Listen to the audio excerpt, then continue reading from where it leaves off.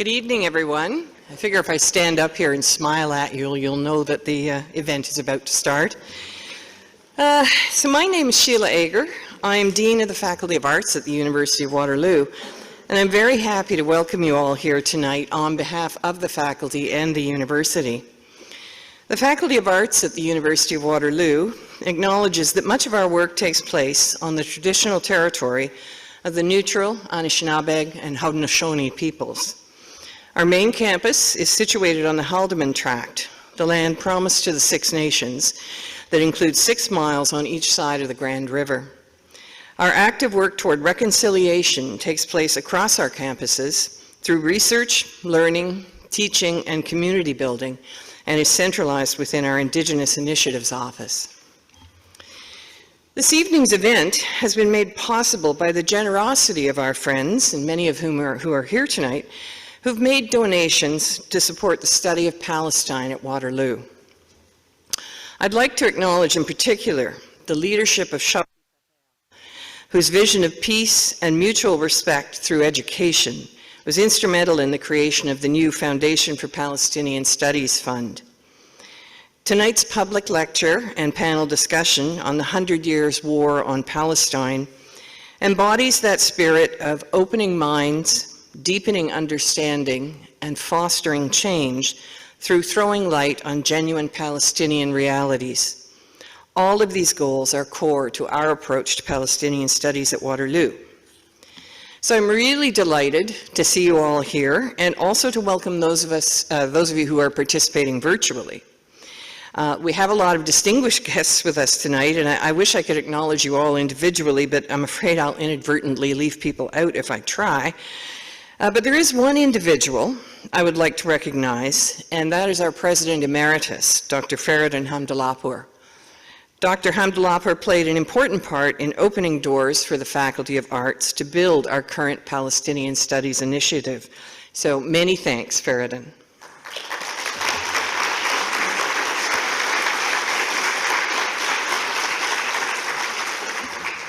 And now, without further ado, I should vacate the stage and allow the evening to begin.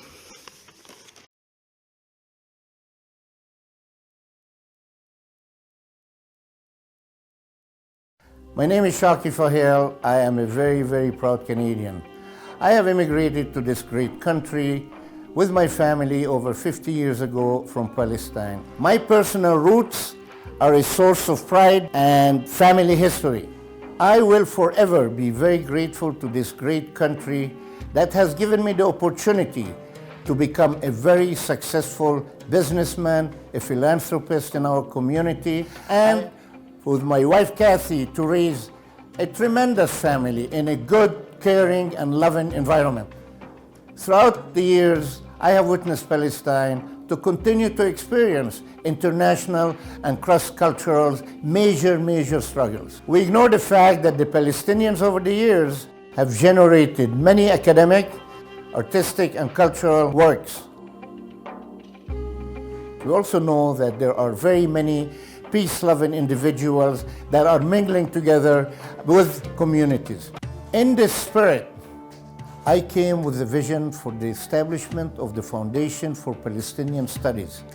My core vision is to try and shed some light on genuine Palestinian realities and relationships.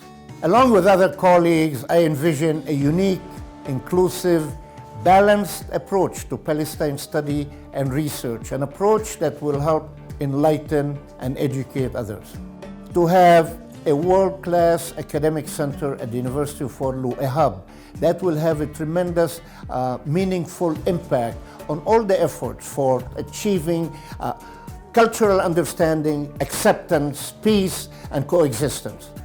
The opportunity to explore and engage in critical discussion around the study of Palestine will play an important role in promoting cultural understanding.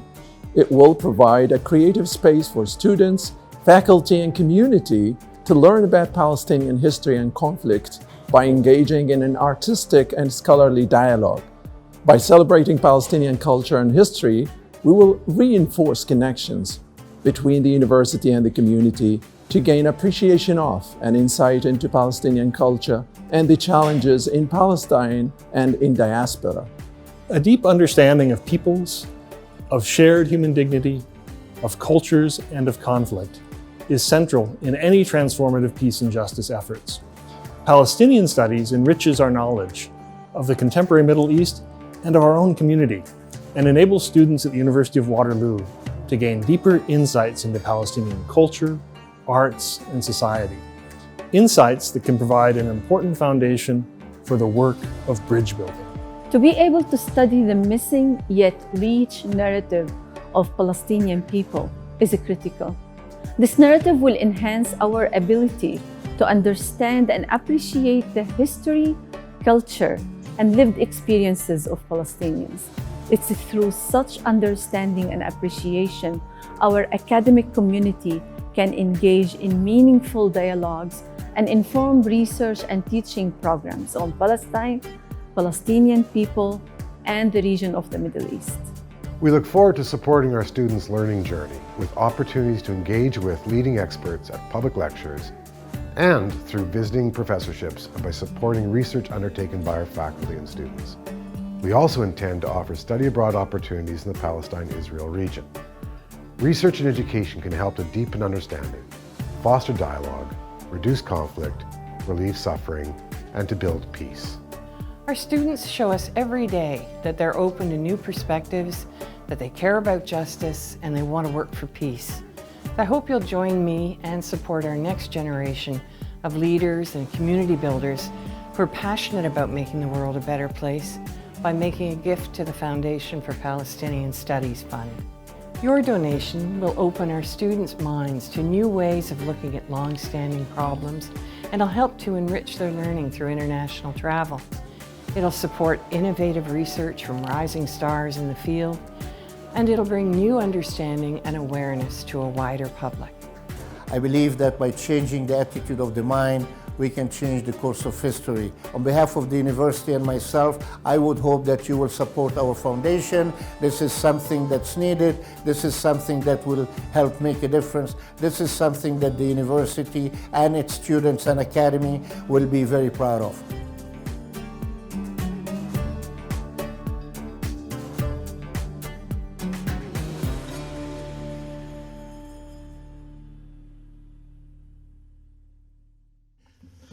Good evening. My name is Douglas Peers, and it's my great pleasure and privilege to introduce tonight's speaker, Professor Rashid Khalidi, Edward Said Professor of Modern Arab Studies at Columbia University. He's undoubtedly one of the leading historians of the contemporary Middle East today, and particularly how the rise and fall of empires has played such a critical role in forging national identities. Graduating from Oxford in 1974 with a doctorate in history, Professor Khalidi is without question one of the founders of Palestine studies today. While most of his career has been split between the University of Chicago and Columbia University, he's also taught at Georgetown University, Lebanese University, and the American University of Beirut. He's authored 9 books, edited at least 2 more, written 24 chapters and articles in the last 20 years alone, and has been the editor or on the editorial boards of numerous scholarly associations and bodies, notably the Journal of Palestine Studies.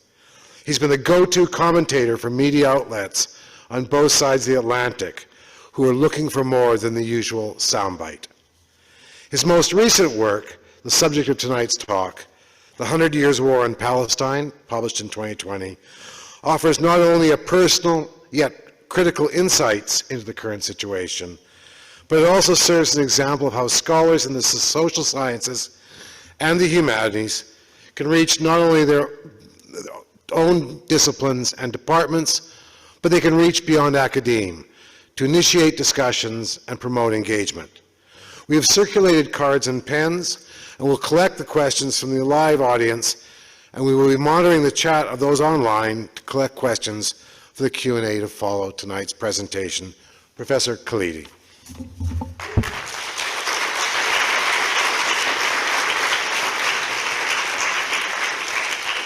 Thank you. Thank you very, very much for those kind introductions. Let me begin by thanking what I now know to pronounce as Waterloo University. I would have said Waterloo, and especially the people involved in the establishment of the Foundation for Palestinian Studies for giving me this opportunity. I am involved here at Columbia in something that's been going on for 10 years now, which is the creation of a Center for Palestine Studies at Columbia University. We're 10 years old now. There's a similar project at Brown University where they've established a chair in Palestine Studies, and there are similar efforts at Exeter and at London School of Economics in the United Kingdom. And what you're doing in Canada, what you're doing at Waterloo, I think represents an enormously important effort to spread understanding about Palestine. What I'm going to do today is talk about some aspects of the book, but I'm going to begin by talking about how I came to write this book and how it differs from the other books that Professor Piers mentioned that I have written over my career. I came to write this book essentially because I was constantly told by my son, who's a playwright, and by one of my cousins, who is a diplomat, that there's an enormous amount of misinformation about Palestine, and that for all my scholarly writing, I wasn't addressing the general public, that what I needed to do was to produce something that was not academic, that was relatable, and that was accessible to the ordinary reader. What my son said to me, enough already writing for other academics. You've written a great deal. I think he was referring to a book I wrote called Palestinian Identity, which I wrote a couple of decades ago, and which is an attempt to understand how the idea of Palestine as a national entity developed, and how Palestinian identity developed in the late Ottoman era and during the British Mandate. But that was a very academic book. It was directed at my peers in the historical profession. It was directed at people who are interested in Palestine as professionals. And so what my son Smail, what my cousin Nawaf said to me is, try and write something that is directed at a general audience and that people can understand.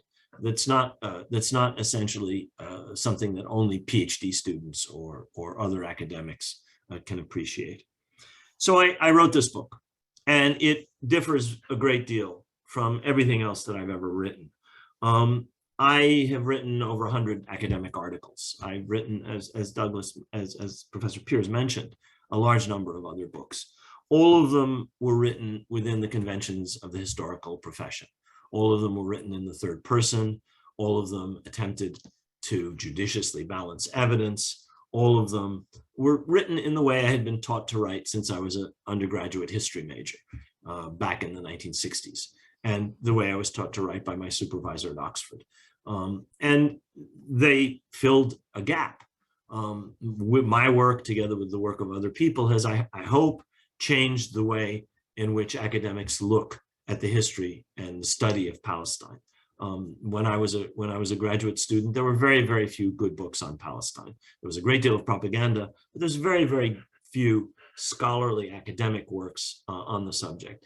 Today, my shelves are filled with excellent books by Palestinians, by Israelis, by other Arabs, by Americans, by Europeans, by many other authors, which represent an entirely new generation of writing on Palestine. I hope I have contributed to that. But all of these books are essentially aimed at academics. All of these books are essentially aimed at students, graduate students or undergraduates working on Palestine. What I was trying to do here was to produce a book that people could relate to without necessarily having that kind of academic background. So instead of being written in the third person, it's written in the first person in many places. I talk about my own personal experiences. I lived in Beirut for over 20 years. My father worked for the United Nations. He dealt with Palestine. He was in what was then called a division of the United Nations that was called Security Council and Political Affairs, Political and Security Council Affairs. And I relate my experiences, as well as summing up work that I have done on Palestine over many, many years. I also use family records. I also use the records of other families. I use biographies to try and give a personal first person, in some cases third person, talking about one of my aunts, for example, who wrote a memoir, talking about one of my uncles who wrote a memoir, and using their words to illustrate from a personal perspective some of the events that I'm trying to chronicle in this book. I repeat, this is a book that is directed at a general audience. And it is one that I hope people can read both as a text that's reliable. It has 45 pages of footnotes. There's an attempt throughout to document and explain why I'm saying what I'm saying, but at the same time, you can read it without the footnotes, I hope, and see it as a story, as a narrative. I thought that a book like this was absolutely necessary to reach a wider audience, essentially because of the terrible amount of misinformation and disinformation that surrounds the issue of Palestine and that surrounds the struggle that's been going on in Palestine for over a century now. I want to next explain why I used the title that I used, The 100 Years' War on Palestine, and why I used the subtitle that I used for this book, A History. You all may have the UK edition, which has a slightly different subtitle. The subtitle of the US edition is A History of Settler Colonialism and Resistance, 1917 to 2017. Why did I use that title, 100 Years' War on Palestine, and why the subtitle, A History of Settler Colonialism and Resistance? And I'm going to go through each of these words and explain why exactly I feel that is the right framing for an understanding of what's been happening in Palestine for now well over 100 years. The first thing that I'm trying to do with this title, The 100 Years' War on Palestine, is to puncture one of the most persistent myths that surrounds what has been going on in this country. And this is that this is a conflict that goes back since time immemorial, for millennia, for many, many centuries. This is essentially totally false. This is a conflict that begins with the rise of modern nationalism. This is a conflict which is spurred by the expansion of European imperial power into the Middle East. Before modern nationalism develops, before the development of Arab nationalism, Zionism, Palestinian nationalism, before Britain takes over Palestine, there is no conflict. This is not a conflict that has been going on since the time of the Bible. This is not a conflict that has been going on since the Crusades. This is a conflict entirely related to the development of nationalism, to the development of anti-Semitism in Europe, and to the development of, and the expansion, I should say, of European imperial power into the Middle East. Before those things, no conflict. It is a recent conflict. It is one in the memory that began in the memory of our grandparents and great-grandparents, those of us who come from the region. Before their time, there was no such conflict. Arabs and Jews, Muslims and Jews were not in conflict in Palestine in the 18th century or the 17th century. There was no such conflict. It is entirely a modern conflict, a result of modern phenomena: nationalism, colonialism, imperialism.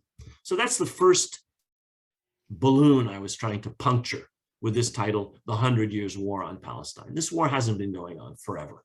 It's been going on now for a little over 120 years, 100 years. I date it from the Balfour Declaration of 1917, and I'll explain that in a minute.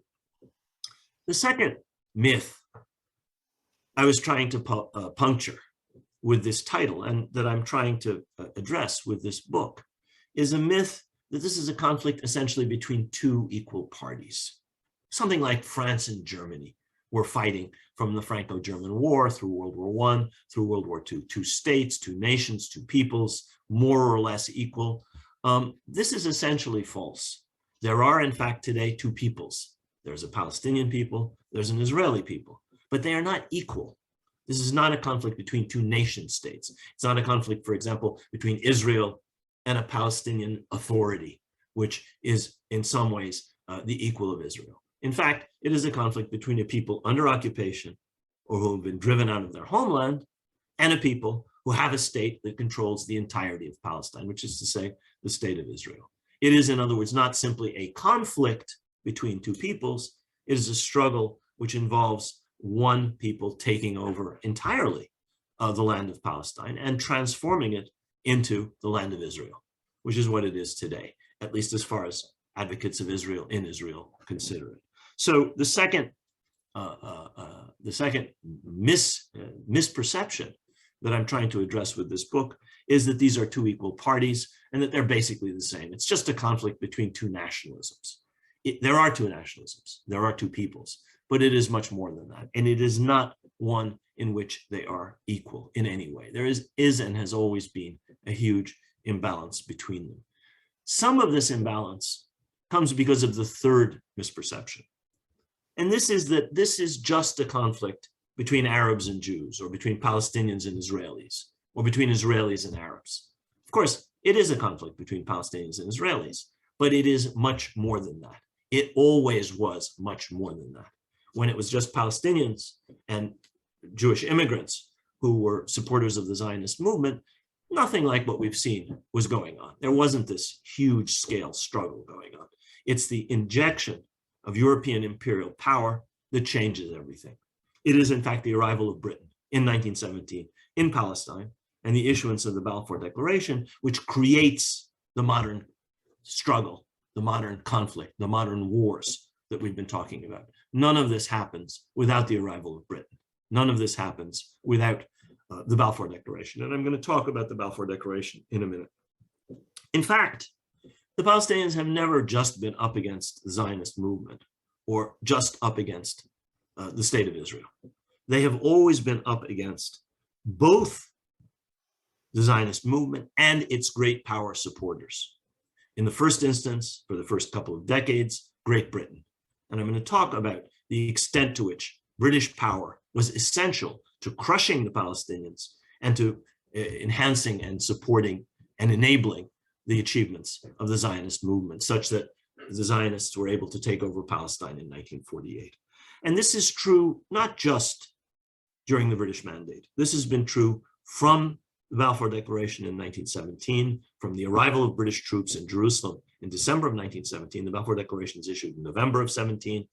Britain conquers Jerusalem in December of 1917. It's been true since that date and right up to the present. Whether the great power supporting the Zionist movement, or later on, the great power supporting the state of Israel was Britain, or later on, the United States, or the Soviet Union, or during the Suez War, Britain and France, or later on, in particular from the 60s onwards, the United States. Israel was never alone. This was never just Israel and the Palestinians or Israel and the Arab states. It was always Israel plus, plus, plus. And we were not just talking about the odd state that supported Israel. We were talking about the greatest superpower in world history from World War II onwards, the United States. We were talking about the greatest imperial power of its age, Great Britain, from 1917 through World War II. So this has never been a struggle simply understood, or that can simply be understood as the Palestinians as against the Zionist project and the Zionist movement, and later the Palestinians and the state of Israel. It was always the Palestinians, with some support from some Arab states and Arab peoples, and very little other support, actually, against Israel, supported by, in the first instance, Britain, or the Zionist movement supported in the first instance by Britain, and later on by various Western powers, most importantly the United States, and at a crucial moment also the Soviet Union. So those are the three main myths or misperceptions that I'm trying to address, at least with the first part of the title, the idea that this is a 100 years war on Palestine. And as I will explain when I go through the different chapters of the book, in every case, this is a war waged via a declaration of war, which in many instances was issued not by the Zionists or by Israel, but rather by the great powers. The Balfour Declaration wasn't issued by the Zionist movement. It was issued by the British cabinet. The Partition Resolution, which met Zionist desiderata, and which was the sort of birth certificate for the state of Israel, the Partition Resolution passed in November 1947, was issued by the UN General Assembly at the behest of the two great superpowers, and with the arm twisting and pressure of the United States and the Soviet Union on the various countries that were members of the General Assembly. In other words, it was a birth certificate produced not by Israel itself, but for Israel by the United States and the Soviet Union and their allies. Similarly, as I'll explain, when I go through the different chapters, which are entitled the various declarations of war on the Palestinians, in most cases, these declarations of war were made not by the Israelis themselves, but by their great power patrons. So those are the reasons why I employed the title, The 100 Years' War on Palestine. Why do I employ the subtitle, A History of Settler Colonialism and Resistance?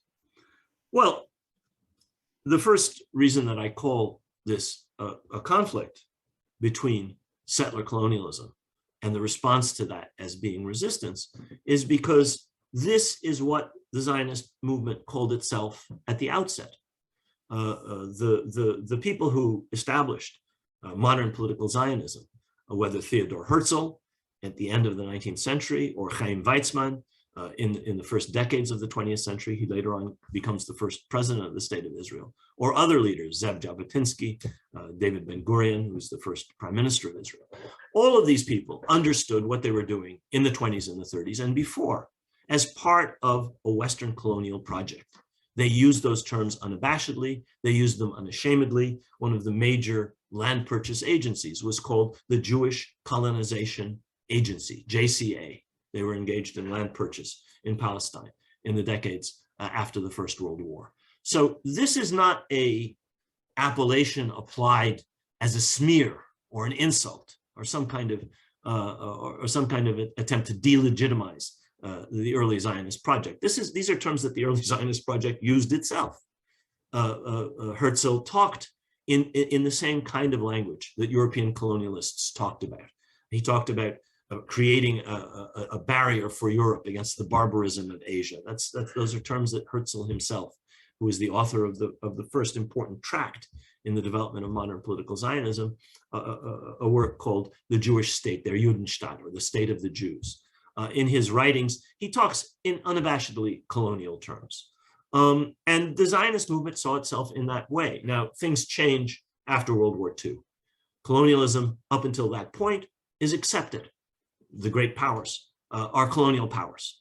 Settler colonialism, whether in Canada, whether in the United States, whether in Australia, or whether in other parts of Africa, such as Algeria or Rhodesia or Kenya or South Africa, is accepted. It's in good odor. With the era of decolonization, suddenly that changes. Colonization becomes bad, and settler colonialism comes into question. We're still questioning it in the United States, and you're still beginning to question it as we are here in Canada. And it's something that fundamentally changes with World War II.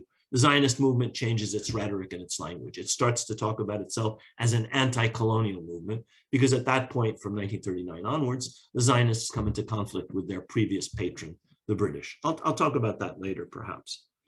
Another reason that I use the term resistance is because this is an understanding that many of the early Zionists had themselves. I want to read from something that Zev Jabotinsky wrote in 1923. Now, Jabotinsky is an important figure in the history of Zionism and in the history of Zionist political movements.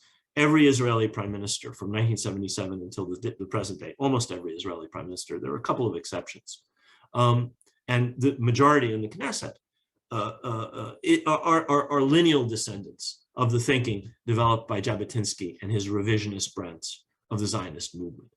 He was the great thinker, he was the great theorist of revisionist Zionism, and Prime Minister Begin, Prime Minister Shamir, various other Israeli prime ministers, Ariel Sharon, up to and including former Prime Minister Netanyahu, are all in this ideological current that was established by Zev Jabotinsky. So it's worth looking at what Jabotinsky wrote in 1923. He said, "Every native population in the world resists colonists as long as it has the slightest hope of being able to rid itself of the danger of being colonized." He was completely unabashed and unashamed in using the term colonist and colonized. He went on to say, that is what the Arabs in Palestine are doing and what they will persist in doing as long as there remains a solitary spark of hope that they will be able to prevent the transformation of, quote, Palestine into, quote, the land of Israel.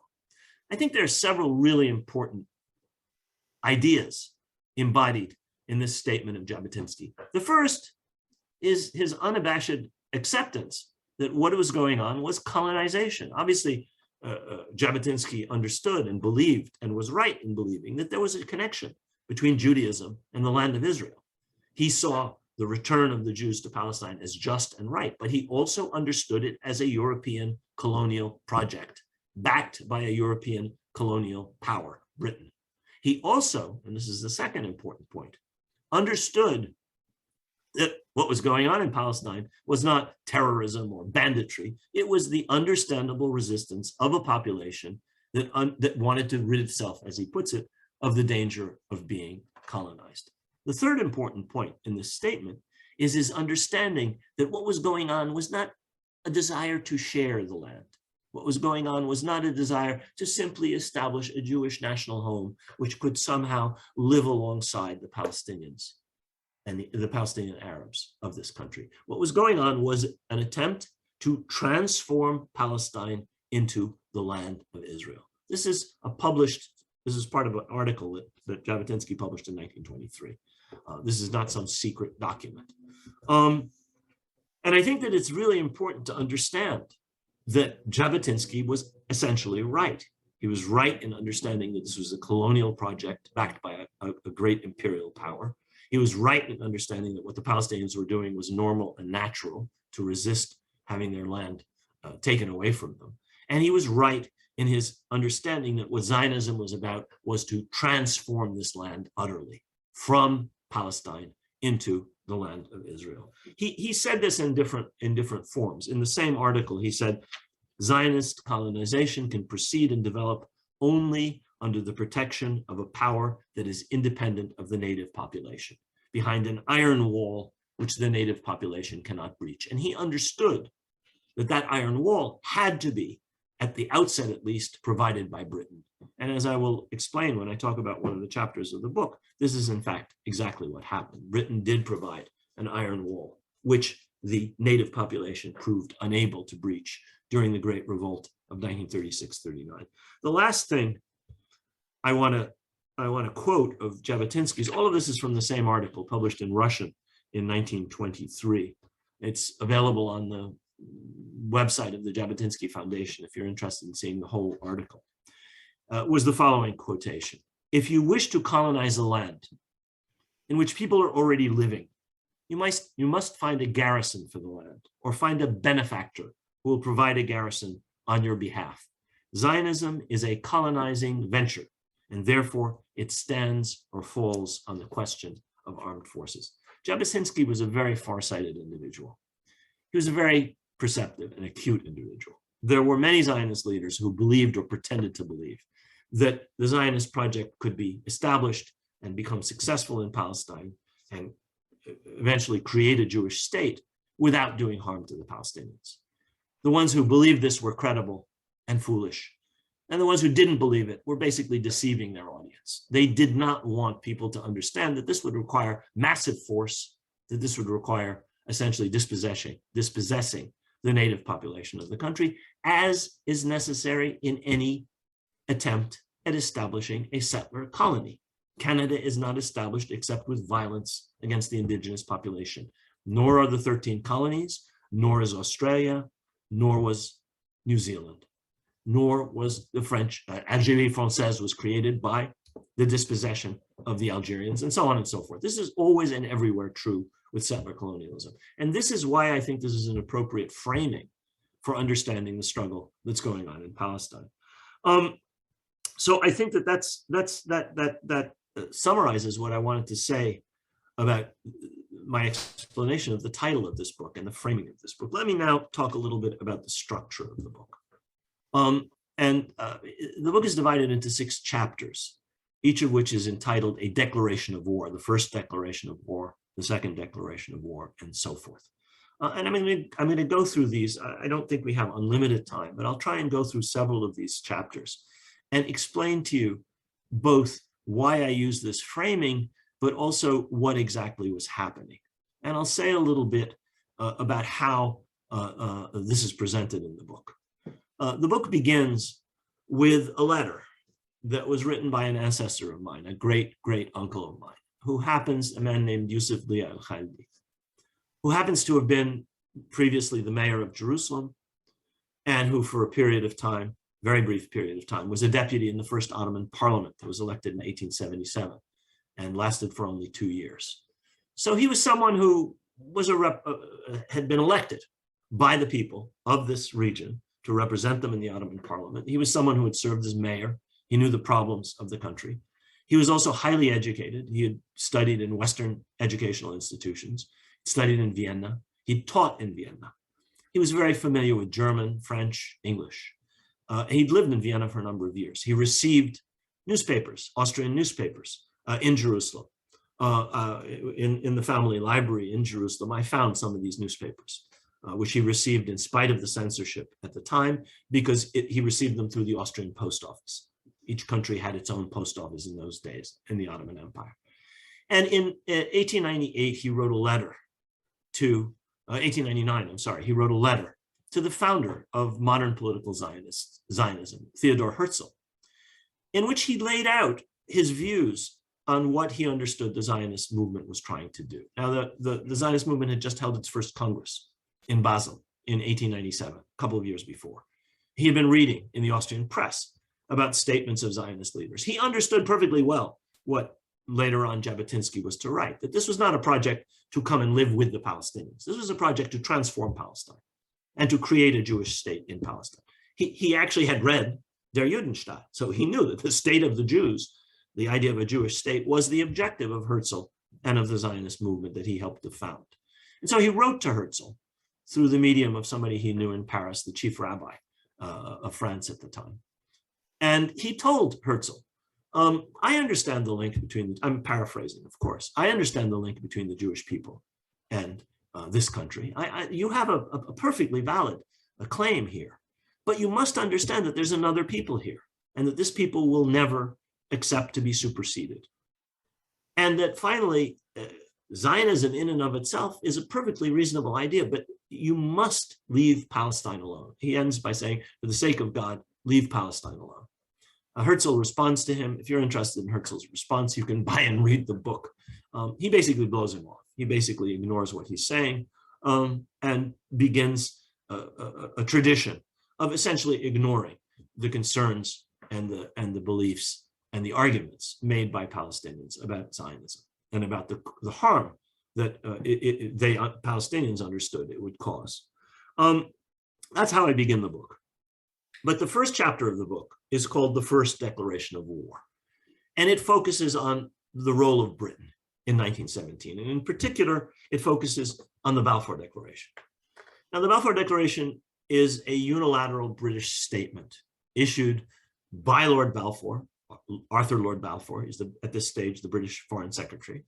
And it's issued on behalf of the British cabinet. So it's not just a statement by Balfour or by the Foreign Office. It's a statement which represents the approval of the British cabinet, which represents Britain under the British parliamentary system. And in it, Balfour writes the following to Lord Rothschild, who is the representative of the Zionist movement in Britain at the time. He says, I'm quoting now the Balfour Declaration, His Majesty's government view with favor the establishment in Palestine of a national home for the Jewish people and will use their best endeavors to facilitate the achievement of this object, it being clearly understood that nothing shall be done which may prejudice the civil and religious rights of existing non-Jewish communities in Palestine or the rights and political status enjoyed by Jews in any other country. This is a single sentence. That's the Balfour Declaration. And each of certain key terms is pregnant with meaning, and terms that are absent are pregnant with meaning. Balfour and the British cabinet have spoken of a national home. And in the speech of 1917, in the understanding of people in the second decade of the 20th century, national home had a meaning. It means that we were talking about a group that has national existence and national rights. The second term is the Jewish people. So establishment in Palestine of a national home for the Jewish people. What Balfour is saying and what Britain is saying here through its foreign secretary is that there is a Jewish people which has a national nature. They are a nation. They're not just a religious group, and they're not just a people. They are entitled to the rights that accrue to nations in the early 20th century understanding of those rights. And Britain will do everything possible to facilitate the achievement of that object. Now, what is absent from this statement? What is absent from the statement is a recognition of the fact that the Jewish population of Palestine at this stage is 7 or 8 or 6%, and that 90-odd% of the population are Palestinian Arabs. The word Palestinian, the word Arab, does not occur in the Balfour Declaration. It's entirely directed at the establishment of a national home for the Jewish people in Palestine.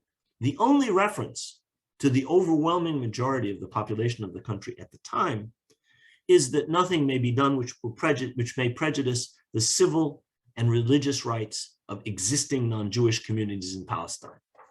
The overwhelming majority of the population is never referred to by name. They are the existing non-Jewish communities in Palestine, and they are not a national group. They're not entitled to the political rights that accrue to nations. They are not a people, and the only rights that they're entitled to under the Balfour Declaration are civil rights and religious rights. All of these terms are enormously important. They're important not just because Britain established its policy in Palestine, it was in the process of conquering at the very moment that this declaration is issued on the basis of this declaration. They're important because the mandate for Palestine is given to Britain by the League of Nations a few years later. And this document, the Balfour Declaration, is included as the preamble to the mandate for Palestine that the League of Nations grants to Britain. This is the charter on the basis of which Britain governs Palestine. And if you read the mandate for Palestine, you'll find the same terms and the same omissions. There's one people in Palestine. There's one group with national rights. There's one group with political rights. The Palestinians do not exist as a collective. The word Palestinians and Arabs does not exist in the mandate for Palestine. The terms of the Balfour Declaration are repeated and amplified and explained, and how this British objective is to be implemented is laid out in great detail in the mandate for Palestine. All the Palestinians are to have is not national rights, not political rights, civil and religious rights. And the mandate for Palestine explains exactly how that is to happen. So I describe this as a declaration of war on the majority of the people of this country by Great Britain, which later on is endorsed by the League of Nations in the form of the mandate for Palestine. Now, this war results in a variety of clashes. There's a revolt in 1920. There's a revolt in 1921. There's a much bigger revolt against the British and attacks on Jews in 1929. And then in 1936, the Palestinians erupt in a nationwide revolt that lasts for 3 years, almost leads to Britain losing control of certain parts of the country.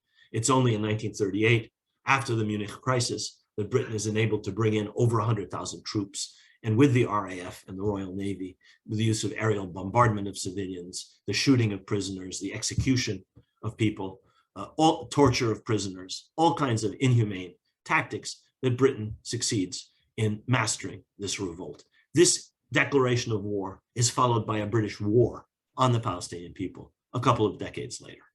And this is why I think that the terminology, a war on Palestine, and the framing of each chapter as a declaration of war is absolutely appropriate. Britain declared war on the Palestinians on behalf of the Zionist movement, and Britain then waged war on the Palestinians on behalf of the Zionist movement. It wasn't the Zionists who did the fighting. I mean, they participated, obviously. They defended themselves, and then they went over to the offensive with the support of the British right up to 1939. But it was Britain that made the decision that Palestine should be transformed in this way, in keeping with the wishes of the Zionist movement. By and of themselves, these were things that the Zionist movement had never been able to achieve. It was only through the backing of Britain that the Jewish population of Palestine grows from 6 or 7 or 8% during World War I to over 30% before World War II. This is British support of immigration, British support of land purchase, British support for the creation of representative institutions, British support for the creation of diplomatic, diplomatic representation of the Zionist project, and massive British support in other forms. But most importantly, the use of what Jabotinsky called an iron wall and British bayonets to crush Palestinian resistance to this project and to British rule in Palestine. Let me briefly describe a couple of the other chapters. The second chapter relates to the Partition Plan of 1947, adopted by the UN General Assembly. And this is, again, not a statement or a declaration of war by the Zionist movement, or later on by the State of Israel. They're engaged in the war, as we'll see, obviously. 1947, right after the partition resolution is adopted, war breaks out in Palestine between the Jewish community and the Arab community. And this is a war which the Zionist movement wins very, very rapidly. By April of 1948, major Arab cities have fallen. And by May, Jaffa, Haifa, Bisan, and several other Arab cities, Tiberias, have fallen to the militias of the Zionist movement. Before Israel is created, before Britain ends its mandate, before the Arab armies enter Palestine, much of the country has already been occupied by the militias of the Zionist movement, by the Palmach, by the Haganah, and by other forces of the Zionist movement. So the war is waged, in this case, by what becomes the Israeli army. These then become, 1948, the Israeli army. But the war is not declared by Israel. The war is declared by the UN General Assembly. And it's not something that should be new to us, that the powers that dominated the United Nations in those days were the United States and the Soviet Union. They were the two great superpowers that emerged from World War II. Both of them supported the Zionist project. Both of them supported the idea of the creation of a Jewish state. And even though the partition resolution in 1947 has language which talks about an Arab state, nobody did anything when an Arab state was strangled in the cradle by the establishment of Israel, and by collusion between Israel and Jordan in 1948.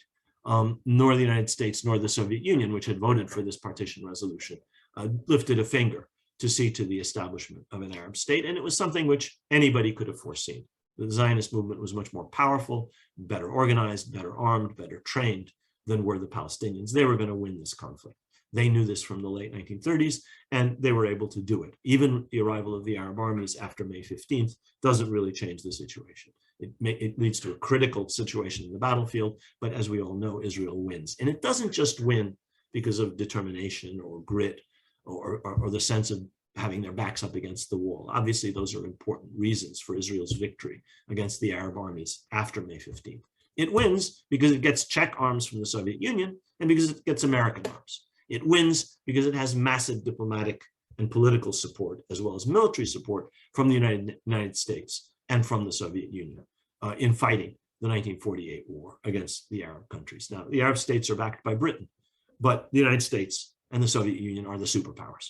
And it is their big fingers on the scales which help to tip those scales in favor of Israel. And this is why in the second chapter, I talk about a declaration of war by the United States and the Soviet Union. The third chapter, which is about the 1967 war, talks about the American role in the 1967 war. The United States is crucial to the waging of the 67 war. Israel had waged a war against Egypt together with Britain and France in 1956. It had never gotten American assent to its participation in this tripartite aggression against Egypt. And the United States punished Israel very severely after 1956. They didn't want to make the same mistake. So they sent the chief of the Mossad to Washington, a man named Meir Amit. He meets with President Johnson. He meets with Secretary of Defense McNamara, and he gets a green light for Israel to launch a war in 1967. The Americans tell him, you're going to win this war, whatever happens. American military assessment, the American intelligence assessment is that Israel is vastly superior to the Arab armies. And even if the Arabs attack first, Israel will crush them. If Israel attacks first, it will devastate them. And in fact, that is what happens. Israel attacks first, the Arab armies are defeated. My point here is that this is not something that Israel does on its own. It does it with the assent and the approval of the United States. And I think it has to be understood in that context. In other words, we are not talking, when we talk about Britain in Palestine in the 1920s and 30s of a neutral arbiter. We are not talking about a power that's trying to balance between competing claims. The British put out an enormous amount of guff to the effect that, oh, the poor British, they were forced to adjudicate between Jews and Arabs. Britain was completely committed to the Zionist project. Without British bayonets, without British suppression of this great revolt in 36-39, the outcome would have been very different. Britain's contribution was essential to the success of the Zionist project. Now, many Zionists chose to forget this because Britain changed its policy in 1939. It adopted a policy called the White Paper, in which it balanced its policy. And later on, there developed a warfare between the Zionist underground and the British, which led to a variety of killings and terrorist explosions. The British headquarters in Jerusalem is blown up, the King David Hotel. Many British soldiers are killed and so on. As a result of that conflict with the British, which lasted for 3 or 4 years, many Israelis have forgotten that without the support of British colonialism, the Zionist movement would not have been in a position to win the 1947-48 war. And that, in fact, the Zionist project was the spoiled stepchild of Britain right up to World War II.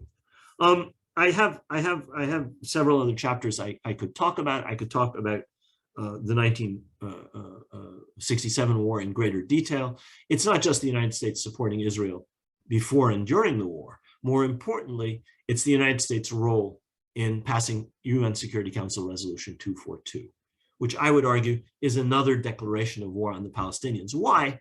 Because it purports to settle this conflict in the Middle East, but it essentially does so by trying to settle the conflict between Israel and the Arab states, which only started in May 15th, 1948. The underlying conflict over Palestine between the Palestinians and the settler colonial project, which becomes the state of Israel, is unaddressed in 242. Arabs, Palestinians are not mentioned in 242. It talks only about a just settlement of the refugee problem. Which refugees, what is justice, unmentioned in 242. So I describe that as another declaration of war on the Palestinians. And in fact, the United States then supports various powers that waged war against the Palestinians. Israel, and later on Lebanese right-wing militias, later on the Syrian army, the Jordanian army. The United States supports all of them in different ways in waging war on the Palestinians. So here again, we have a declaration of war, and we have later on the ways in which that war is waged. The fourth chapter talks about the 1982 war, Israel's invasion of Lebanon, its occupation of the southern part of Lebanon, its siege of Beirut, the expulsion of the PLO from Beirut, and then the massacres that are carried out in the refugee camps of Sabra and Shatila by Lebanese militias that are inserted into these camps by the Israeli army as part of a plan which the Israelis always intended to lead to the ethnic cleansing of these camps and always understood would involve massacres.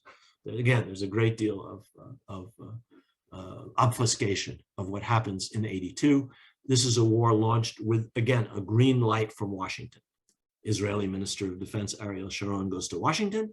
He meets with Secretary of State Haig. We have the notes of that meeting. Haig is described as giving a green light to the expulsion of the PLO, to the creation of a puppet government of of Lebanon, and to the expulsion of Syrian forces from Lebanon. Those were Israeli objectives. The Americans check off, the Secretary of State checks off on all of those objectives. So again, we have a declaration of war waged by Israel, but a declaration of war, which I argue has to be understood as involving the United States. I'm not going to go into the other chapters. I have a chapter on the Oslo Accords of 1993. I have a chapter on the wars, the fifth and the sixth chapter. Oslo is the fifth chapter. The wars on Gaza are the sixth chapter. There's really not time to go into them in any detail, but again, I would argue these are chapters in what has to be understood overall as a war on Palestine to do what Zev Jabotinsky described as the transformation of Palestine into the land of Israel. Let me conclude by talking very briefly about something that I address at the very end of the book, which is how do we get out of this conundrum? How do we end this war? Well, I think the first thing we have to do is to understand its actual contours. If we say this is a conflict between two equal parties, or this is something we can't do anything about because it's been going on since time immemorial, or we say this has to be hashed out between the Palestinians and the Israelis themselves. We misunderstand what's going on, and we will never come to a resolution of this. If we assume also, in other words, we have to understand that this is a war on Palestine carried out in this way with this external support, and that this external support is an integral part of the problem. It's not the solution to the problem. More American intervention is not the solution to a problem which is caused in part by American intervention, tipping the scales further in favor of Israel. In fact, what has to be done is to untip those scales, to figure out a way to achieve a resolution based on justice and based on equality. We have two peoples today.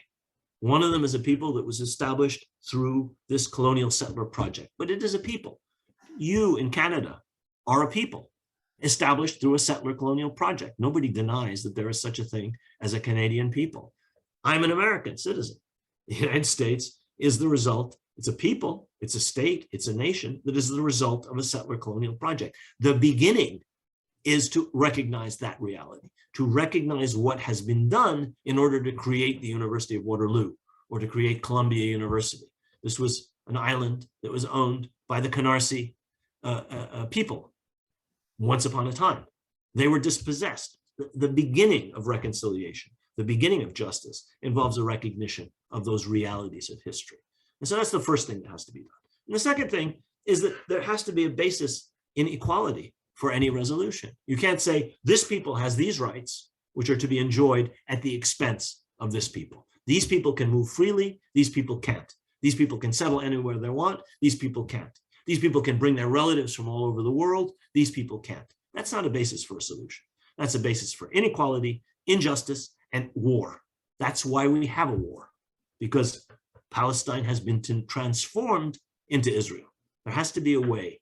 I'm not a prophet, and I'm not someone who is here to tell you how to do this, but there has to be a way to figure out how the Palestinians and the Israelis can enjoy equal rights, personal rights, religious rights, civil rights, political rights, and national rights. They are now two peoples. Each is entitled by the kind of principles that we supposedly live by, the principles enshrined in the Charter of the United Nations, or that were even enshrined in the Covenant of the League of Nations of national self-determination. Each people has a right to enjoy a national existence. This has to be done in a small country where there are two peoples. There has to be some way to square that circle. I have no particular suggestions as to how that is to be done. I can talk about them if you're interested in question and Q&A. But the basis has to be justice and equality.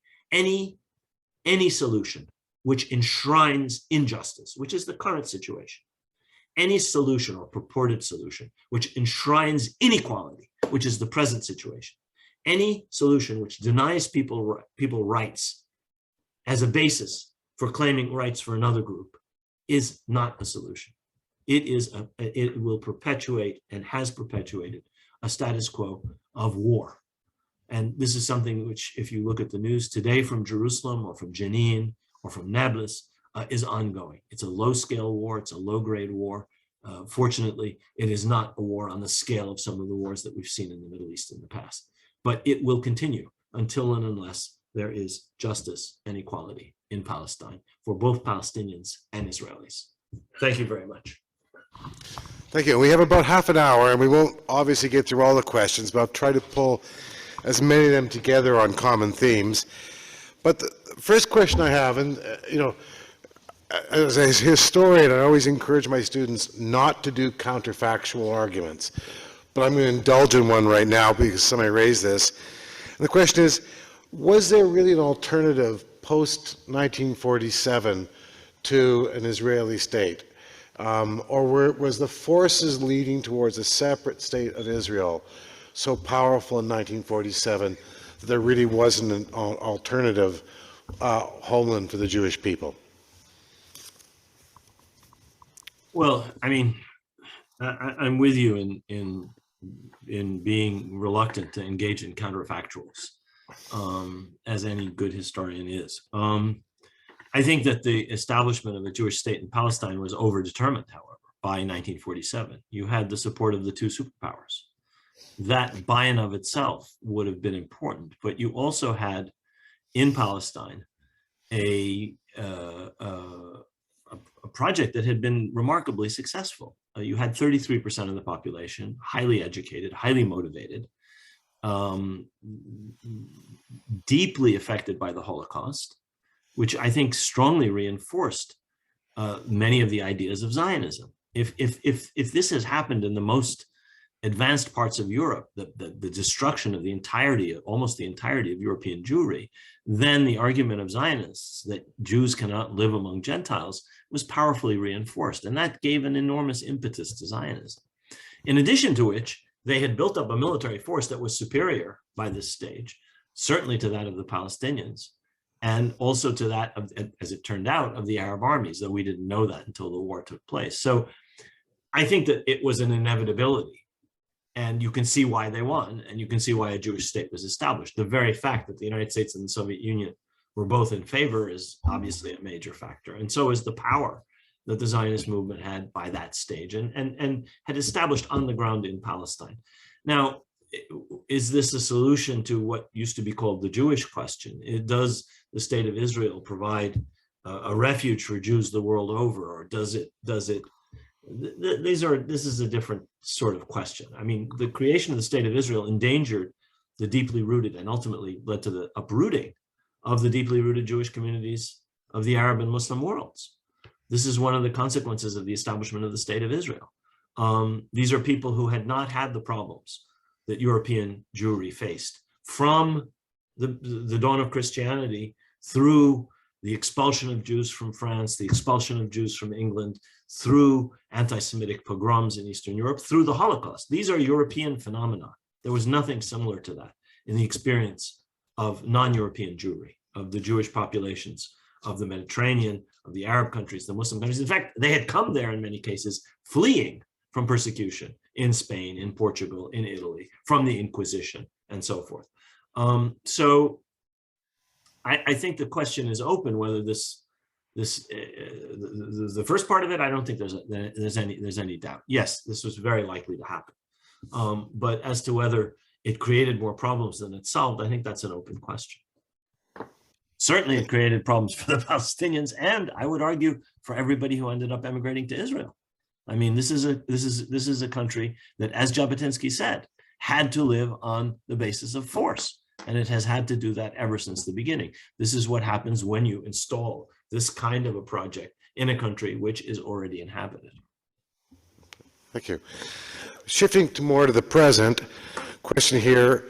Through the use of administrative detentions, co-option, and repression, Israel has become exceptionally capable of disorganizing and suppressing Palestinian resistance. How do you envisage the future of the Palestine resistance movement?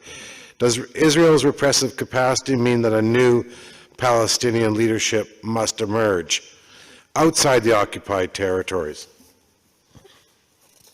Well, there are several questions there. Yeah. The first question about repression and Israeli tactics of repression, I think I can best be answered by the fact that almost every tactic in the book used by Israel against the Palestinians was learned from their British colonial masters. The administrative detention is a function of the 1945 emergency regulations that the British imposed in Palestine in order to suppress, in fact, Zionist terrorism. And when the Israeli government in 1951, the Knesset, considered continuation of these emergency regulations, the person who spoke up against them was none other than Menachem Begin. And he said, there are Nazi laws, and this is a Nazi law. And he was talking about a law inherited from the British. In fact, the British used the same means everywhere. They used those means in Ireland, they used those means in India, they used those means in Egypt, they used those means in Palestine. I'm working now on some of on the transition of these methods and of personnel through the British Empire into Palestine, and how Israel inherited many of these means. Now, do these methods work? Yeah, they work for a time. They've worked against the Palestinians. One of the key elements is assassination, what is called targeted killings. The murder of Palestinian leaders is an old Israeli tradition inherited from the British. The British were doing this in Ireland, and they were doing it in other places. And Israel inherited it as part of a package of means of dealing with the subject population.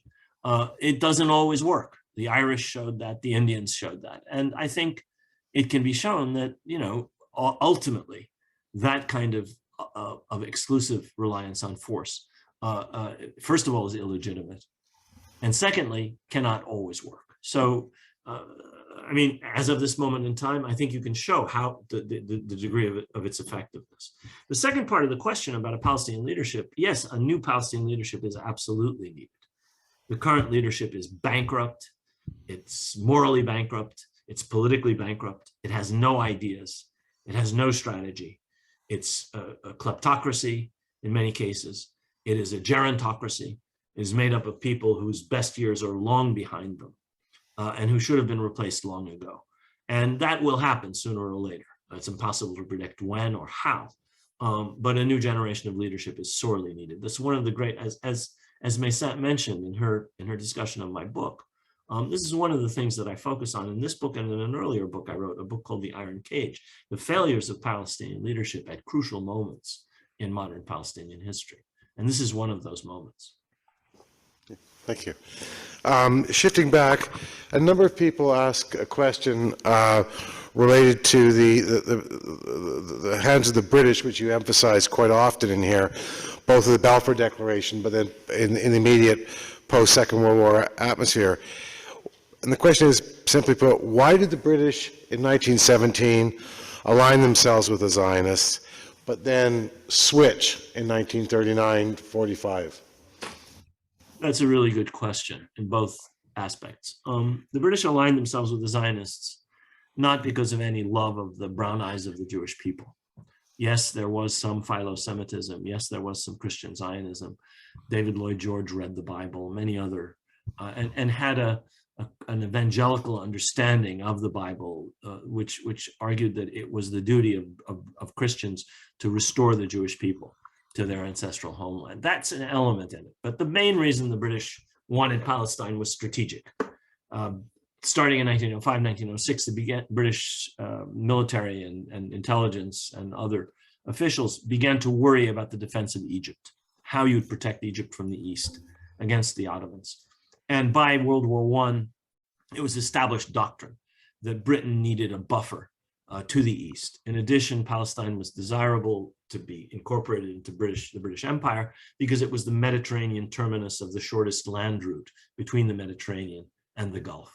And so British strategists had determined long before Chaim Weizmann comes along, long before Balfour is in the cabinet, long before Zionism is an issue for the British, that they would have Palestine.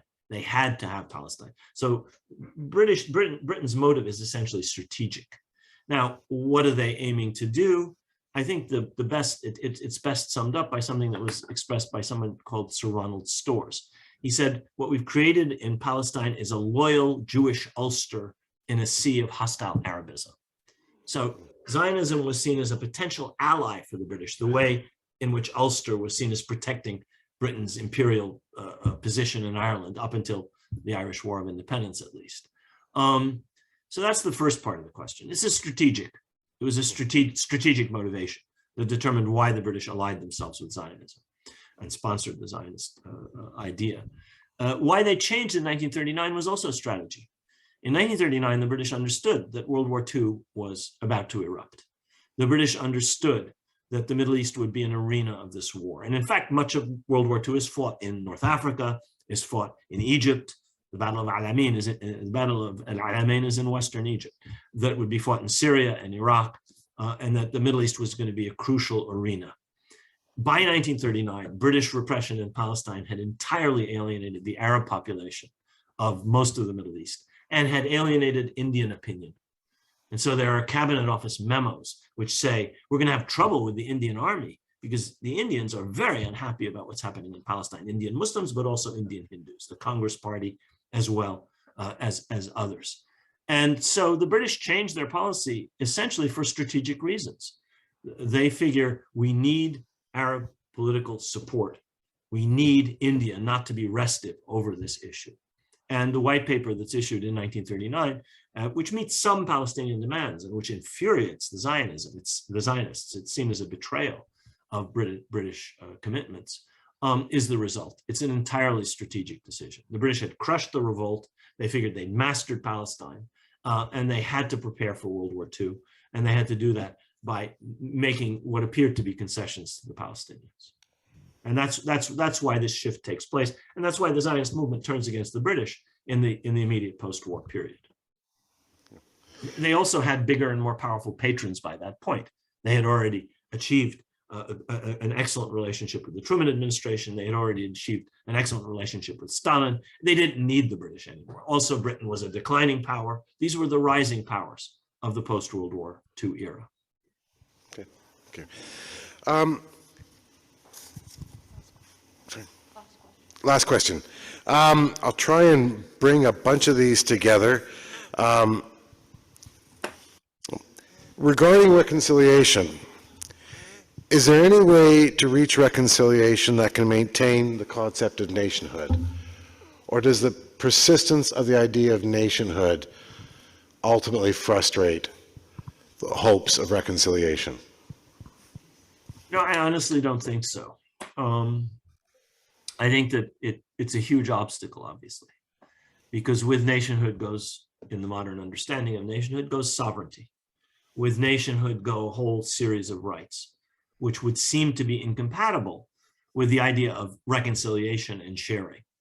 But I think that it's impossible to go back on what has happened over the past century and more, because in addition to everything that I've said, one of the things that has developed very clearly is a Palestinian people. And one of the things that's developed very clearly is an Israeli people.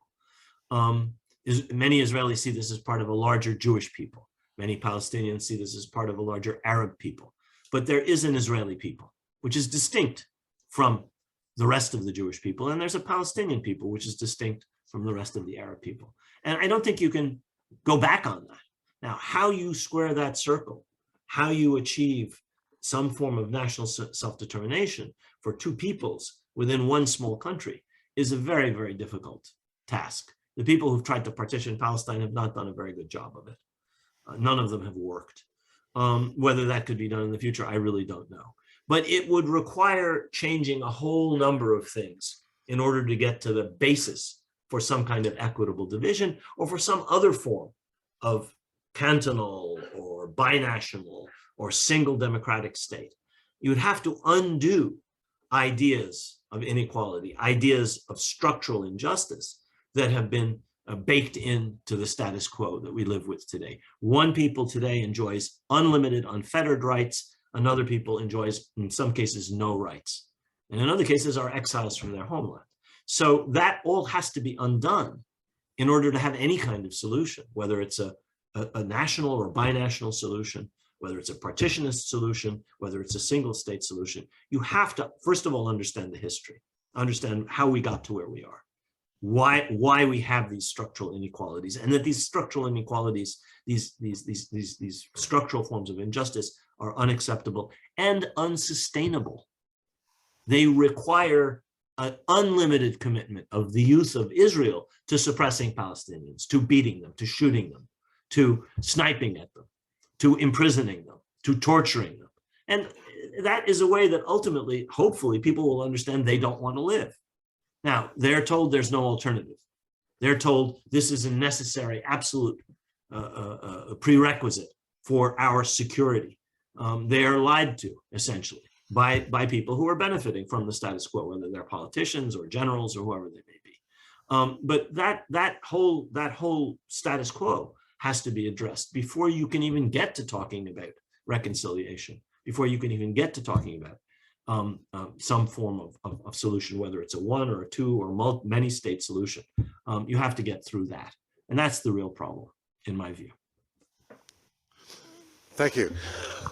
Well, first of all, on behalf of the audience here at the University of Waterloo and the many of us who joined us online, I'd like to extend my sincerest thanks first to our speaker, who's given us so much to think about, to our panelists for suggesting ways in which we can further this discussion, and to the staff here at the University of Waterloo who helped us pull off a hybrid lecture in this pre-post-pandemic world.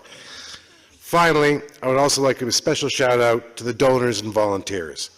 Without their time and treasure, we would not be able to provide such wonderful opportunities as was afforded this evening.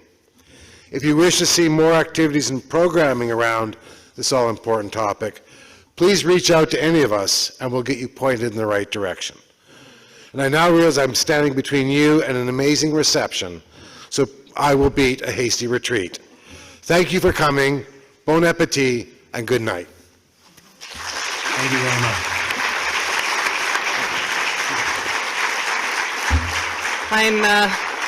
I'm departing from the script here, so my colleague didn't know I was going to stand up and do this.